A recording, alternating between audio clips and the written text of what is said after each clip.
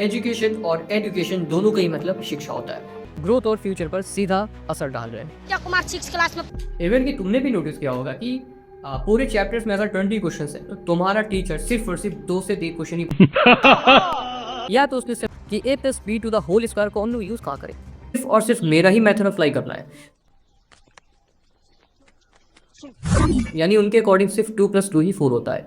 8/2 से 2 क्वेश्चन बढ़ाने और ऊपर से अगर तुमने कोई भी क्वेश्चन पूछ लिया तो 12 के 12 तो सबकी उल्टी गिनती चालू।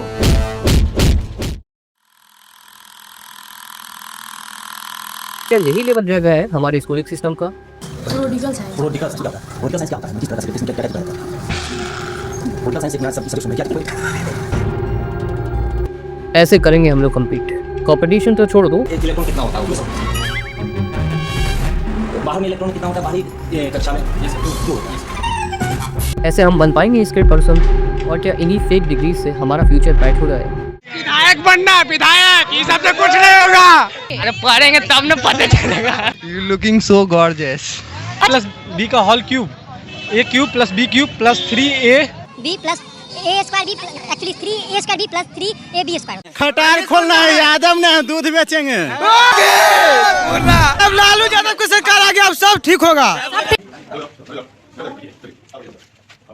Teacher she can't read. आपसे बात करने लगा, आपसे पढ़ने लगा, होगी, लेकिन देखिए वो कैसे पूरे आत्मविश्वास के साथ गलत ट्रांसलेशन करते हैं। He is mine. Why you vary? सब है ना? Why you vary होगा? तुम्हारा क्या जाता है?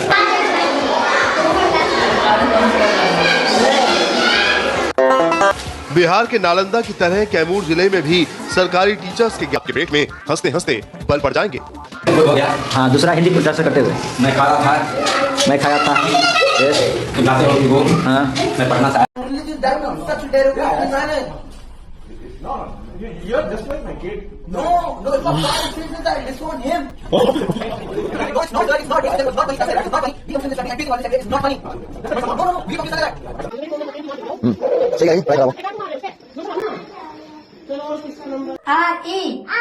नट्टू रे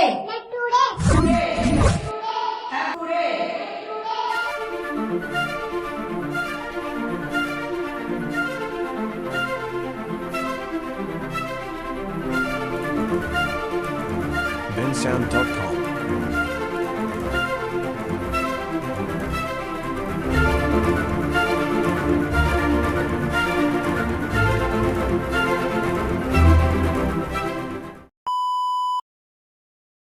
आज हम बात करेंगे इंडियन एजुकेशन सिस्टम की उन बड़ी दिक्कतों के बारे में। फर्स्ट ऑफ ऑल ये समझ लो कि एजुकेशन और एडुकेशन दोनों का ही मतलब शिक्षा होता है। फर्क इतना है कि एजुकेशन जो है वो अमेरिकन एक्सेंट है और जो एडुकेशन है वो ब्रिटिश। तो whatever you want to say, दोनों का मतलब इल्म या शिक्षा ही होता है। तब बहुत प्रैक्टिस करनी चाहिए। अगर आपने प्रैक्टिस की है तो पता चलेगा कि मैं कम शब्दों में जवाब लिखूंगा, तुम्हारा समय बचेगा। आज हम बात करेंगे इंडियन एजुकेशन सिस्टम की उन दिक्कतों के बारे में जो हमारे स्टूडेंट्स की ग्रोथ और फ्यूचर पर सीधा असर डाल रहे हैं। क्या कुमार 6 क्लास में पढ़ते हैं? 6 क्लास में पढ़ते हो, ठीक है। ये बताओ कौन सा सब्जेक्ट अच्छा लगता है? कौन सब्जेक्ट अच्छा लगता है? बैगन। जो सिस्टम हमारे बच्चों को सपने दिखाने और उनकी क्रिएटिविटी को इन्हांस करने के लिए बनाए गए थे, वही सिस्टम आज क्रिएटिविटी और टैलेंट्स को दबा रहे हैं। तो आइए स्टेप बाय स्टेप समझते हैं उन इश्यूज के बारे में जो हमारे एजुकेशन सिस्टम को मजबूत बनाने की जगह उसको तबाह कर रहे हैं।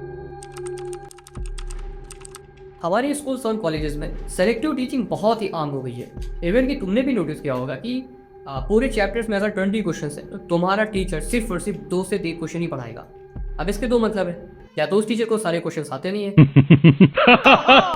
या तो उसने सिर्फ इतना डिसाइड कर लिया है कि ये हम रट्टा मार लेंगे, यही जाके हर स्कूल में पढ़ा के आ रहा है। और इसमें गलती टीचर की नहीं है, तुम्हारी है, क्योंकि तुम ही उसे रोकते नहीं हो कि टीचर हमें सारे क्वेश्चंस को कराओ, सिर्फ उन्हीं को नहीं जो एग्जाम पॉइंट ऑफ व्यू से इंपॉर्टेंट है। इसका सीधा साधा मतलब है कि वो सिलेबस का एक छोटा सा हिस्सा तुम्हें पढ़ा देता है और वही तुम्हें रटा देता है। इससे क्या होता है कि जितना भी गवर्नमेंट डिसाइड करती है सिलेबस को अपनी थिंकिंग के हिसाब से उसको सेलेक्ट करती है कि कैसे किस बच्चों को कौन सा कंसेप्ट कब समझना है, और वो हो जाता है इसके। इसीलिए काफ़ी स्टूडेंट्स का डेवलपमेंट नहीं हो पाता है, क्योंकि पूरे सिलेबस में सिर्फ छोटे से हिस्से पर फोकस होगा और बाकी इंपॉर्टेंट टॉपिक्स इग्नोर हो जाते हैं, और फिर स्टूडेंट्स का कंसेप्ट क्लियर नहीं होगा और उनका अच्छे से डेवलपमेंट नहीं हो पाता है। तो यहाँ से एक और टॉपिक निकल कर आता है कि इन सभी दिक्कतों का सोल्यूशन क्या है, तो इसको हम लोग देखेंगे नेक्स्ट वीडियो में। एजुकेशन सिस्टम में एक और बहुत बड़ी दिक्कत है एग्जाम ओरिएंटेड अप्रोच। बच्चों को स्कूलिंग सिस्टम में इतना बांध दिया गया है कि उन्हें सिर्फ एग्जाम और मार्क्स के लिए ही तैयार किया जाता है, यानी जो रियल वर्ल्ड चैलेंजेस है उनको फेस करना सिखाया नहीं जाता है। बहुत ही प्रैक्टिकल बता रहे हैं। तुमने अपने इकोनॉमी में क्रेडिट और मनी नाम का चैप्टर पढ़ा होगा, उससे बहुत सारी थ्योरी रटाई गई होंगी। तुम्हें सब आता होगा। मान लो अगर मैं तुमसे कहूँ कि बैंक जाकर कुछ मनी डिपॉजिट करनी है या मनी डेबिट करनी है, क्या तुम उसका फॉर्म भर सकते हो?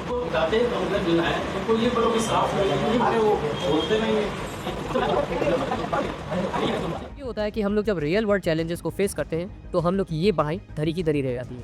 आपने बहुत जगह कहते हुए सुना होगा लोगों को कि a + b to the whole square को हम लोग यूज़ कहाँ करें, sine square theta plus cos square theta equals to 1 का यूज़ कहाँ पर करें, ये जो सिमिलैरिटी है उसका यूज़ कहाँ करें, ये जो कंसेप्चुअल ट्रायंगल्स थ्योरीज हैं उसका यूज़ कहाँ करें। तो जब स्कूल कॉलेज में सिखाया ही नहीं जाएगा तो तुम्हें यूज़ करना ही कहाँ आएगा।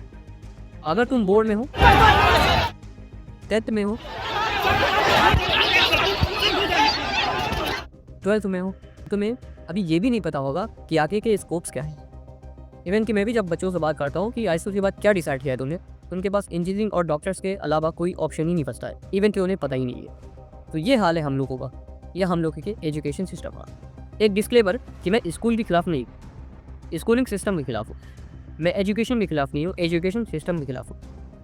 कहने का मतलब है कि मैं पढ़ाई के खिलाफ नहीं हूँ, पढ़ाने के तरीके के खिलाफ हूँ। तो इसका सीधा साधा ये रिजल्ट होता है कि जितने भी स्टूडेंट्स होते हैं वो रट्टा मारने की लर्निंग पर टूट पड़ते हैं और बस लल्लू की तरह रट्टा मारा करते हैं, जिससे लॉन्ग टर्म तक क्या होता है कि उनकी क्रिटिकल जो थिंकिंग है कि क्वेश्चंस का जो काउंटर क्वेश्चंस करना होता है वो उनकी स्किल या वो उनका डेवलपमेंट नहीं हो पाता। हमारे स्कूल और कॉलेज में थ्योरी पर ज़्यादा फोकस होता है, जबकि थ्योरी के साथ साथ प्रैक्टिकल भी बहुत ज़रूरी होता है, यानी प्रैक्टिकल लर्निंग का स्कोप बहुत कम है हमारे स्कूल और कॉलेज में। साइंस के एक्सपेरिमेंट्स हो, प्रोजेक्ट्स हो या रियल लाइफ जो प्रॉब्लम्स होती हैं वो हो, उनको सिर्फ और सिर्फ लिमिटेड कर दिया गया है थ्योरी तक। उनके प्रैक्टिकल हम लोग को सिखाए नहीं जाते हैं। यही रीज़न है कि जैसे अभी बात की थी a + b to the whole square का रियल लाइफ में क्या यूज़ है वो हम लोग को नहीं आता है, और sine square theta plus cos square theta equals to 1 का यूज़ किया है वो भी नहीं आता है। ये हालांकि दो इक्वेशन इसलिए बता रहे हैं क्योंकि ये बहुत कॉमन है। मेरा और आपका फेवरेट टॉपिक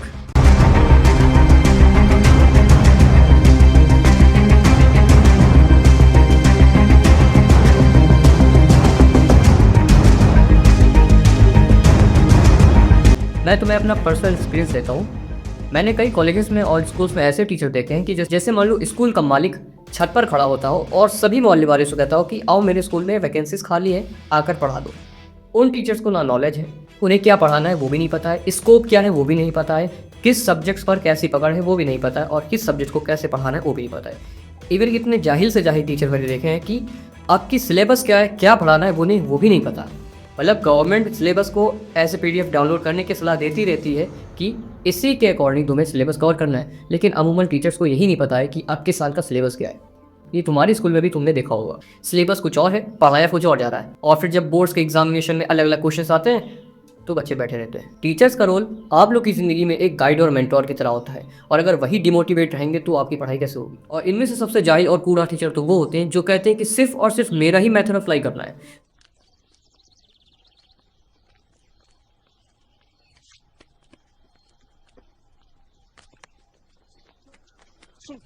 यानी उनके अकॉर्डिंग सिर्फ 2 + 2 ही 4 होता है, 8/2 4 नहीं लिख सकते हो। यूँ कहें कि उनके टेस्ट सीरीज में या उनके एग्जामिनेशन में अगर उनका मेथड तुमने फॉलो नहीं किया तो वो आपके नंबर्स को कट कर सकते हैं। तो जब ऐसे घटिया मानसिकता वाले टीचर्स आपके स्कूल्स में होंगे तो हो चुका आप लोग का डेवलपमेंट। जिस चीज़ से अपना देश परेशान है उसी से अपने स्कूल्स और कॉलेजेस, क्योंकि क्लासरूम इतना बड़ा होगा तो अलग अलग तरीके के बच्चे भी होंगे, स्टूडेंट्स भी होंगे, उनका IQ लेवल अलग होगा। कोई बहुत शार्प माइंडेड होगा, कोई नॉर्मल होगा और कोई बिल्कुल ही वीक होगा। तो ऐसे में क्लासरूम में स्टूडेंट्स बहुत ज़्यादा हो जाते हैं, तो हर एक टीचर हर एक बच्चे पर ध्यान नहीं दे पाता है, जबकि ऐसा होना चाहिए। साउथ कोरिया और जर्मनी जैसे क्लासरूम देखे जाते हैं, वहाँ बहुत ही लिमिटेड बच्चे रखे जाते हैं ताकि हर एक टीचर हर एक बच्चे पर अच्छे से फोकस रहे। यहाँ की तरह नहीं कि आगे की रो के बच्चे कुछ समझ में आ रहा है, पीछे को पता ही नहीं है। और जब ऐसा होता रहता है तो जो वीक स्टूडेंट्स होता है वो वीक होता चला जाता है, और जो शार्प माइंडेड बच्चा होता है आगे बैठने की वजह से वो पढ़ता ही रहता है आगे। फिर उसके बाद डाउट्स का टॉपिक है, वो तो अलग है, डाउट्स क्लियर करने नहीं। आजकल के टीचर्स को भी यही होता है कि उनको तो वैसे भी 20 क्वेश्चन में से 2 क्वेश्चन पढ़ाने, और ऊपर से अगर तुमने कोई भी क्वेश्चन पूछ लिया तो 12 के 12 तो सबकी उल्टी गिनती चालू। इससे होता ये है कि वीक स्टूडेंट्स जो होते हैं उनके डाउट्स तक क्लियर नहीं हो पाते हैं, तो एक ऐसा इन्वायरमेंट उनके माइंड में बनता है तो वो कंसेप्ट से कॉम्प्रोमाइज़ करना सीख जाते हैं और फिर सोचते हैं कि इसको सीखते रहेंगे और जब बहुत बड़ा बल्कि सिलेबस आ जाता है तो इसमें वो हद से ज़्यादा वीक हो जाते हैं। तो आज की वीडियो में हम लोगों ने अपने एजुकेशन सिस्टम की कुछ प्रॉब्लम्स का जिक्र किया, जैसे सेलेक्टिव टीचिंग का problem, exam oriented approach, lack of practical learning, untrained और demotivated teachers and over crowded classrooms के बारे में। अब क्योंकि वीडियो ज़्यादा लंबा और बोरिंग ना हो जाए इसलिए हम लोग इस एक्सपोज को रखते हैं यहीं तक, बट अभी और एक्सपोज करना बाकी है दोस्त।